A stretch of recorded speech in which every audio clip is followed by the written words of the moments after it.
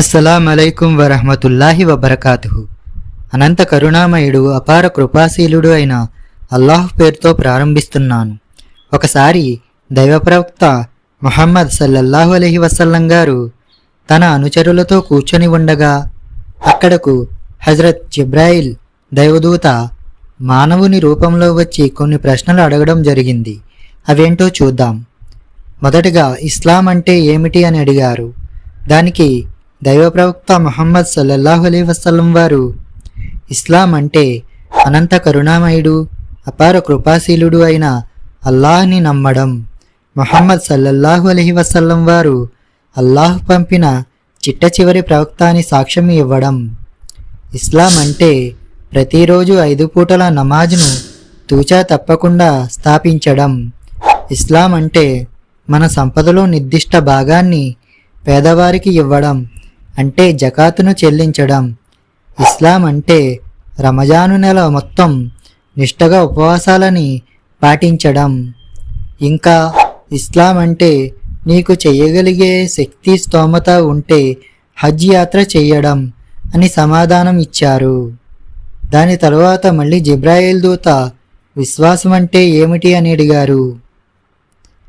దానికి దైవ ప్రవక్త ముహమ్మద్ సల్లల్లాహు అలైహి వసల్లం వారు ఈ విధంగా చెప్పారు. విశ్వాసం అంటే ఈ విశ్వంలో ఉన్న ప్రతి దానికి అంతం, ఆరంభం, సర్వం, సమస్తం అన్నీ అల్లాహు ఒక్కడే అని నమ్మి ఆరాధించడం. అల్లాహ్ కాంతితో సృష్టించినటువంటి దైవదూతలను నమ్మడం. విశ్వాసం అంటే అల్లాహ్ చేత పంపబడిన ప్రవక్తలందరూ, అంటే హజరత్ ఆదం అలైహిస్సలాం వారి దగ్గర నుంచి చిట్ట చివరి ప్రవక్త ముహమ్మద్ సల్లల్లాహు అలైహి వసల్లం వారి వరకు అందరినీ కూడా నమ్మడం.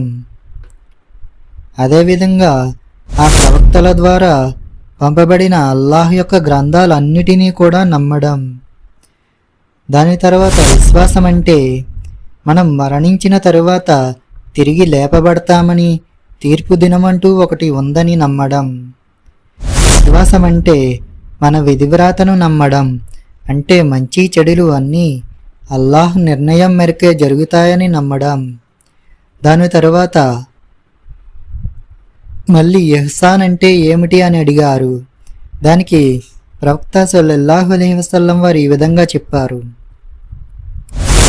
ఇహ్సాన్ అంటే అల్లాహ్ని నేను ప్రత్యక్షంగా చూస్తున్నాను అనే భయభక్తులతో అల్లాహ్ని ఆరాధించడం. ఒకవేళ నువ్వు అతన్ని చూడలేకపోయినా అతను మాత్రం నిన్నే చూస్తున్నాడు అనే విషయాన్ని గుర్తుంచుకోవడమే ఇహ్సాన్ అని అన్నారు.